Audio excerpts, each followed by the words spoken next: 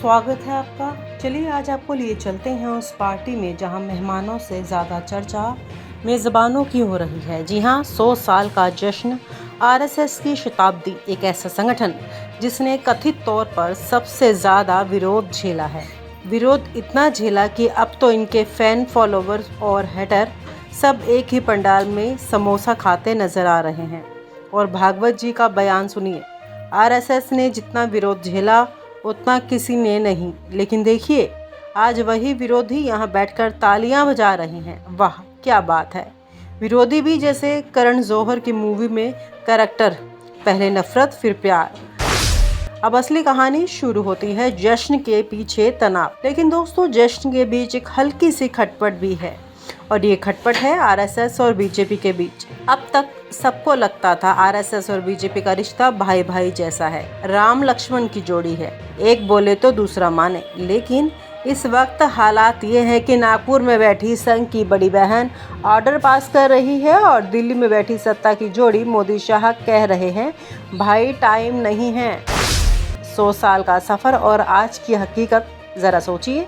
100 साल की मेहनत, लाखों स्वसेवक, अनगिनत शाखाएं, और वो दिन जब आरएसएस को लोग काले कपड़ों में गुप्त संगठन कहते थे। आज वो खुले मंच पर है, मीडिया कवरेज है, पीएम के ट्वीट्स हैं, और फिर भी इग्नोर हो रहे हैं। क्यों? क्योंकि अब खेल बदल चुका है। दिल्ली की कुर्सी पर बैठने वाले कहते हैं संघ हमारी जड़ है, लेकिन भाई अब फल हम हैं। पेड़ जड़ से नहीं फल से दिखता है। जश्न में छिपी बेचैनी। नागपुर का तो ये शताब्दी महोत्सव सिर्फ जश्न नहीं है, ये एक मैसेज है, भाई हम अब भी हैं, हमें मत भूलो। लेकिन दिल्ली वालों की बॉडी लैंग्वेज देखिए, थैंक्स संघ जी, लेकिन अभी थोड़ा बिजी हैं। इंटरनेशनल दौरे, चुनावी रणनीति, विपक्ष मैनेजमेंट। आज अपना कीर्तन करिए, हमें अपना पीआर करने दीजिए। अब बड़ा सवाल, तो क्या बीजेपी और आरएसएस का ये रिश्ता कॉन्ट्रैक्चुअल हो गया है? क्या 2025 का ये जश्न सिर्फ फॉर्मल डिनर है जहां मुस्कानें कैमरे के लिए और अंदर से दोनों एक दूसरे की टांग खींच रहे हैं? और सबसे मजेदार, मोहन भागवत जी कह रहे हैं हिंदू राष्ट्र में कोई बाहर नहीं है, यानी सबको इन्फ्लूट कर लिया। लेकिन अपने ही घर में ये एक्सक्लूजन पॉलिटिक्स क्यों? हमने तो सोचा था मोदी जी हमारे ही हैं, लेकिन अब तो लगता है नागपुर का जीपीएस भी दिल्ली तक नहीं पहुंच गया। माननीय सरकारवाह जी, माननीय क्षेत्र संघचालक जी, माननीय प्रांत संघचालक जी, उपस्थित सभी संघ के माननीय अधिकारीगण और राष्ट्र जीवन के विभिन्न क्षेत्रों में काम करने वाले सभी गणमान्य जन, विदेशों का प्रतिनिधित्व भारत में करने वाले सभी डिप्लोमैट्स, पूज्य संत चरण, माता भगिनी। 2018 में इसी प्रकार का एक कार्यक्रम इसी सभागृह में हुआ था। संघ के बारे में बहुत सारी चर्चाएं चलती ही है। ध्यान में आया कि चर्चा में जानकारी कम है। जो जानकारी है वो ऑथेंटिक नहीं है, और इसलिए अपने तरफ से संघ की सत्य और सही जानकारी देना, जो भी संघ के बारे में चर्चा हो वो परसेप्शन के आधार पर न हो, फैक्ट्स के आधार पर हो।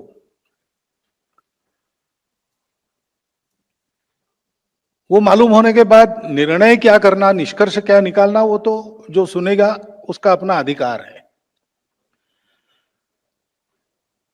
किसी को कन्विंस नहीं करना है, बस बताना है। इस उद्देश्य से वो संवाद हुआ, और वो संवाद अपेक्षाकृत बहुत अच्छी तरह हुआ। संघ के बारे में सत्य जानने के बाद बहुत सी बातें जो मन में बिना कारण थी वो चली गई। उस सभा में आए हुए सब लोग संघ के बन गए ऐसा नहीं कह सकते, लेकिन वो उद्देश्य भी नहीं था। अभी शताब्दी के कार्यक्रमों का विचार जब हो रहा था तब फिर से ये कल्पना आई कि फिर से ऐसा एक संवाद उस समय एक ही स्थान पर हुआ था, देश में 4 स्थानों पर हो, ताकि अधिक लोग उसमें सहभागी हो सके, बाद में प्रश्न पूछ सके। लेकिन जो पहले बताया है उस समय भी मीडिया ने बहुत अच्छी तरह उसको सारे देश में पहुंचाया था, तो वही सारी बातें फिर से बतानी है क्या? संघ एक विषय है तो संघ के बारे में हर साल नया बताने का कुछ नहीं रहता है। तो इस बार ये हुआ कि 100 वर्ष पूरे हो गए हैं, आगे हम संघ के कार्य को कैसा देखते हैं, हमारे मन में क्या चल रहा है, ये भी रखा जाए। इसलिए न्यू हॉराइजन्स, नए क्षितिज, ऐसा शब्द व्याख्यानमाला के टाइटल में है। और दूसरा ये किया जाए कि 70-75% नए लोगों को बुलाया जाए।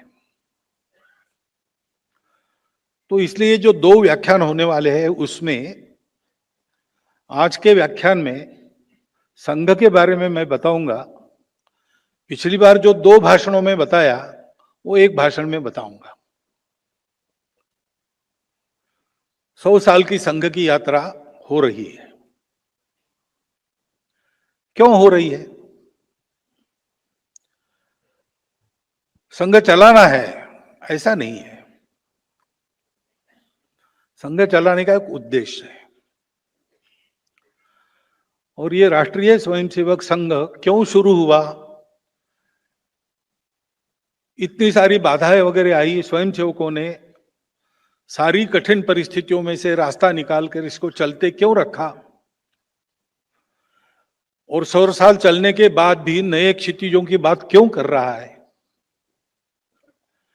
इसका अगर एक वाक्य में आपको उत्तर देना है तो वो वाक्य संघ की प्रार्थना के अंत में हम स्वयंसेवक लोग रोज कहते हैं, भारत माता की जय।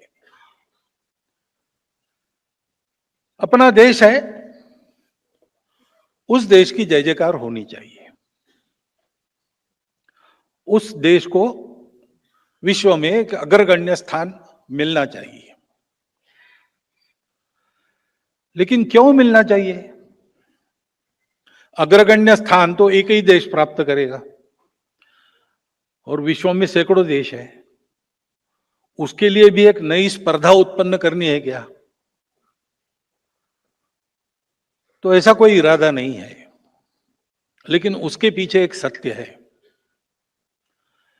दुनिया में इतने देश है क्यों है? विश्व बहुत पास आ गया है, अभी ग्लोबल बात होती है। विश्व पास आ गया है इसलिए ग्लोबल विचार करना ही पड़ता है। तो एक देश के बड़े होने का महत्व क्या है? तो यद्यपि सारे विश्व का जीवन एक है, मानवता एक है, फिर भी वो एक जैसी नहीं है, उसके अलग अलग रूप है, अलग अलग रंग है। और ऐसा होने के कारण विश्व की सुंदरता बढ़ी है, क्योंकि हर एक रंग का अपना अपना कंट्रीब्यूशन है, योगदान है। और अगर विश्व के इतिहास को देखते हैं तो स्वामी विवेकानंद का वो कथन कि every nation has a mission to fulfil, प्रत्येक राष्ट्र को एक मिशन होता है दुनिया में जो फुलफिल करना है। प्रत्येक राष्ट्र का विश्व में कुछ योगदान होता है जो समय समय पर उसको करना पड़ता है। वैसे भारत का भी अपना एक योगदान है। विश्व के किसी देश को बड़ा होना है,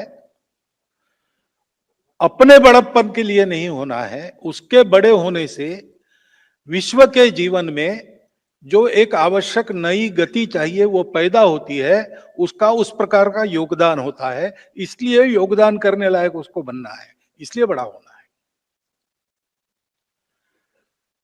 और इसलिए संघ के निर्मिति का प्रयोजन भारत है, संघ के चलने का प्रयोजन भारत है, और संघ की सार्थकता भारत के विश्व गुरु बनने में है। क्योंकि भारत का एक योगदान दुनिया में हो, योगदान उसको देना है, उसका समय आ गया है। इसके बारे में कल हम अधिक चर्चा करेंगे। परंतु ये भारत के उत्थान की शुरुआत कब हुई? तो एक धीमी और लंबी प्रक्रिया है जो अभी भी चल रही है। हमारे इतिहास में हम जानते हैं कि हम वैभव के शिखर पर थे, स्वतंत्र थे, फिर आक्रमण हुए, हम परतंत्र हुए, और 2 बार बड़ी परतंत्रता झेलकर हम स्वतंत्र हुए। उस परतंत्रता में से मुक्त होना ये पहला काम था। अपने देश को बड़ा करना है तो स्वातंत्र्य आवश्यक है। श्रृंखलाओं में बंधा आदमी स्वतंत्रता प्राप्त नहीं कर सकता, और इसलिए अपने लिए कुछ कर भी नहीं सकता है। तो ये स्वातंत्र्य के लिए प्रयास शुरू हुए, और एक व्यापक अखिल भारतीय प्रयास, उसके लिए युद्ध 1857 में हुआ। वह युद्ध कुल मिलाकर विफल हुआ, और उस विफलता के कारण देश में विचार शुरू हुआ कि ये हमारा देश है, हमारी जनसंख्या प्रचंड है, हमारे अपने राजा महाराजा है, हजारों मील दूर से आकर मुट्ठी भर लोग जो इस देश को जबरदस्ती चला रहे थे, उनके सामने हम हार कैसे गए, हार क्यों गए? तो बहुत आशावादी लोगों का उत्तर था कि इस बार हार गए तो क्या हो गया, फिर से एक बार ऐसा ही प्रयास करना चाहिए, सशस्त्र क्रांति। तो एक धारा वो फिर से बह चली, क्रांतिकारकों की धारा। देश के लिए अपना जीवन, अपना यौवन हवन करने वाले लाखों उदाहरण उस धारा में से निकले, जो हम सबके आज भी प्रेरणा स्रोत है, आदर्श है जीवन के बारे में। देश समर्पित जीवन कैसा होता है। परंतु उस धारा का प्रयोजन समाप्त हो गया स्वतंत्रता मिलने के बाद, और इसलिए सावरकर जी उस धारा के एक दैदीप्यमान रत्न थे। उन्होंने स्वतंत्रता के बाद पूना में अपने उस क्रांतिकारक अभियान का समापन विधिवत कर दिया, सार्वजनिक कार्यक्रम करके। तो धारा अब नहीं है, उसकी आवश्यकता भी नहीं है, परंतु देश के लिए जीने मरने के लिए प्रेरणा स्रोत वो धारा बनी है। और आप हमसे जुड़े रहने के लिए सब्सक्राइब करें YouTube पर, फॉलो करें Twitter पर और लाइक करें Facebook पर। और ज्यादा जानकारी के लिए आपको टाइप करना होगा सिर्फ न्यूज़ नशा।